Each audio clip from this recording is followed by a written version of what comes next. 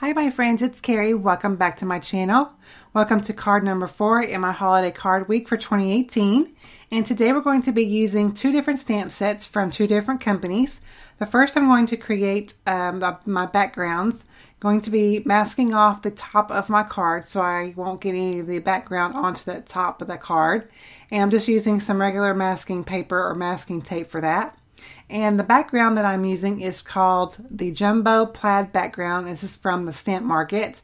And this is a big stamp. So you will see me stamp this down and get it inked up a couple different times because it's kind of a little bit of a difficult one to stamp down. But that's why I'm using my MISTI to get this all inked up really well. So I am creating two cards in today's video, and you will see different aspects and different areas of the card of both cards throughout the video. So the first one I want to start off with is with the red card, and I'm going to ink up my background using VersaFine Onyx Black ink. This is technically a pigment ink, but it does dry fast considering it is a pigment ink. And I had a little bit of area of ink on a part that I just didn't want to transfer onto my cardstock. So I was quickly removing that before I stamped down the stamped image here, or the background. Really giving this a lot of great pressure because, like I said, this is a big background. I didn't really ink it up beforehand before I started stamping it. So even if I had a little bit of difficulty with the other card too. So I had to use my MISTI definitely for this stamp, and I had to ink it up 2 or 3 times to get the coverage that I wanted. So you can see I had to kind of do little different areas of the background just to make sure I got that coverage that I needed all over the piece here. So I struggled a little bit, but I did in the end get it all stamped down. So once I have that, I'm going to remove my card here, and I did go ahead and ink up the other card off camera. Now I'm going to take this stamp set here from Avery Elle. This is called Peaceful Pines, and I think this is such a unique stamp set, and whenever I first saw it and realized what the design was, it was just one of those that I just had to have. So I'm going to create a little focal panel here using a piece of vellum. This is heavyweight vellum. And I'm going to stamp down the little pines, if you will, image onto this piece of vellum. I'm going to make sure that I'm using my anti-static pattern tool on the vellum. And because I'm going to emboss this piece, and I'm going to ink it up with my Versamark ink. That's a clear sticky ink great for embossing. And so you can use, I've got the little ink cube. You could also use the full ink size pad too. And eventually I did use both of them, you know, just what I had on hand on my desk. But so once I get that all adhered, stamped down onto the vellum, I'm going to carefully add some silver embossing powder from Simon Says Stamp onto this piece here. And I was being very careful because I was too lazy to get out an extra piece of scrap paper at the time. So, like I said, I'm being very careful to make sure I don't get powder all over my craft table. And I did okay. I did fairly well. But so once I got all that, I did go ahead and heat set that with my heat tool off camera. And you can see how wonderful that is. It looks embossed. So now what I'm going to do is set up the greetings part of the whole entire image here. And this is kind of, even though you can kind of see it right there on the, looking down above it, you can see the word peace. It is a little bit tricky lining up the stamp because you want to make sure that you get really good placement and really good kind of like a border around that word. So it took me a little bit of time to do that. Before I did the word, I did stamp down the little red berries, that areas where the little red berries go. And sorry my head gets in the way, but I really had to get on top of this to make sure I was getting it all lined up. So I'm actually using a red pigment ink. This is a Memento Luxe ink. And this is the color Love Letter.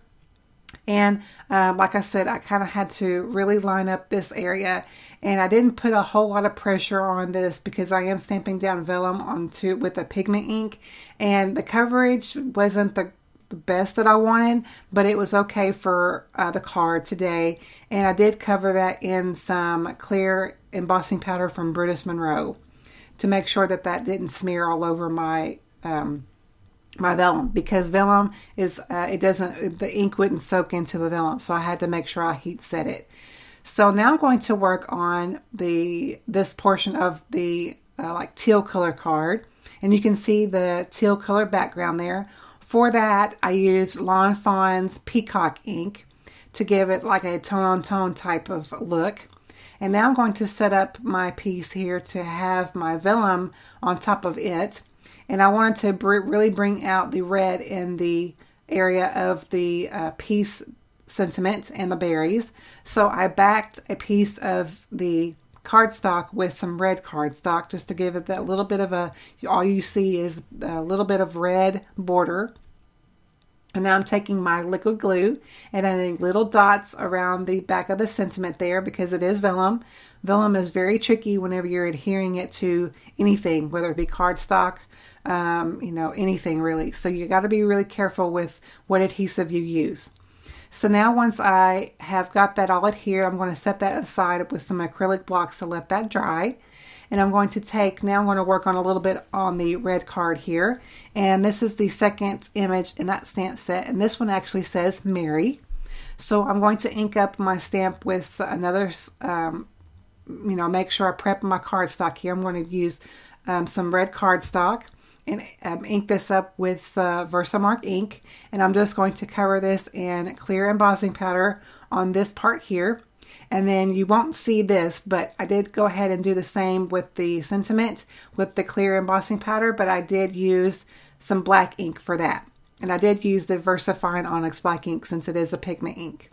So I really do like the tone-on-tone look of the red and the black. I really do love the red and the black buffalo plaid, if you will, look of this card.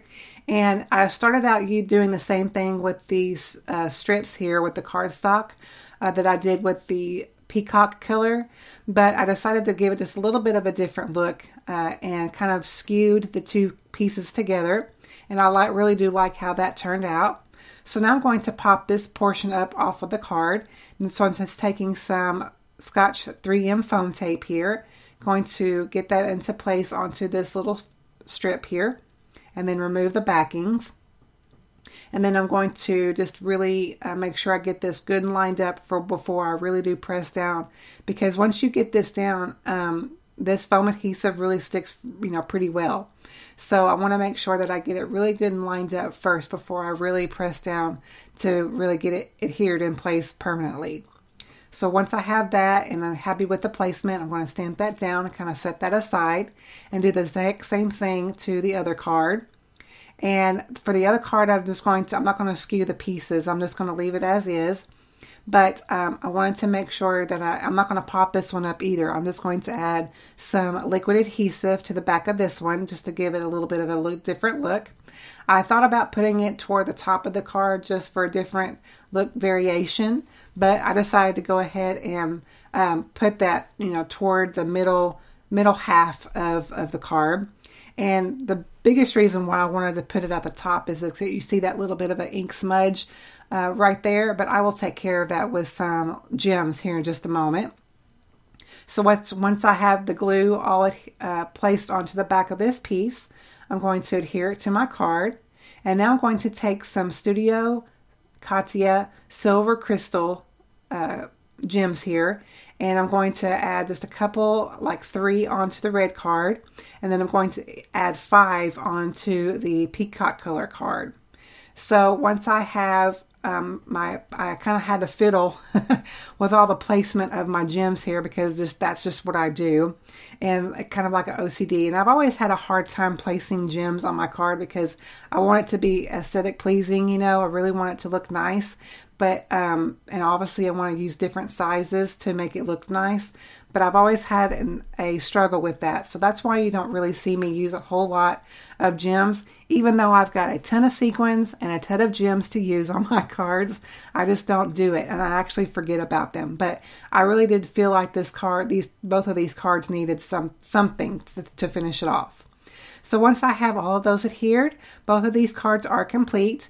Obviously, you can add your sentiment on the inside if you want to do that, but since this video was already pretty long, I wanted to keep it shorter. So that completes my card for today, guys. I hope you enjoyed. I will see you Saturday for card number 5 in my holiday card week. See you then.